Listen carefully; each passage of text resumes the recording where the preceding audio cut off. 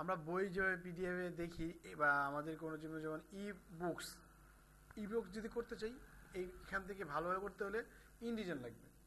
মনের মতন করে সব অ্যাপসগুলো থাকবে, মানে সব কিছু থাকবে এ টু জেড, কাজ করতে পারবো। অন্যগুলো কি হচ্ছে রেডিমেড করে থাকে, ক্লিক করলে পিডিএফ হয়, যেমন ওয়ার্ডে আছে। এটা এরকম না, কালার কম্বিনেশন করে কাজ করে মনের মতন করে নিতে পারবো। তো এখান থেকে চলে যাবো ফাইল, লেখা আছে আমার পিডিএফ, ঠিক আছে।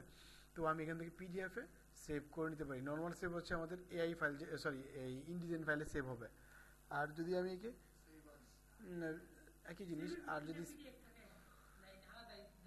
না না এটা আলাদা দেওয়া আছে, এই যে পিডিএফ লেখা আছে, হ্যাঁ আলাদা। কোন কোয়ালিটি দিব, হাই কোয়ালিটি দিব, পিডিএফ কোয়ালিটি দিব, যেটা ইচ্ছা দিতে পারি, ঠিক আছে।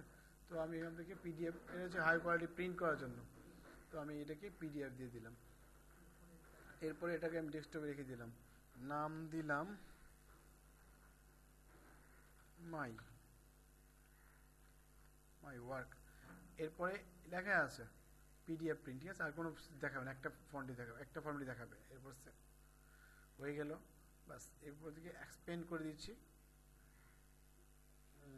আর আসবে না, দেখেন চলে আসছে মাই ওয়ার্ক, এই যে আসছে। এটা এখন পিডিএফ দেখতে পারবো, আমরা ব্রাউজারে দেখি নর্মালি।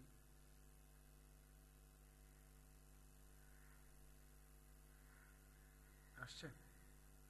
এখানে মজার ব্যাপার যে ক্লিক করলে পেজ একদম পুরো পিডিএফ। সাইজ ছোট বড় করবেন, জুমি, এই যে মাইনাস, ঠিক আছে। আবার আমি চলে যেতে চাচ্ছি আবার 10 নম্বর পেজে, 10,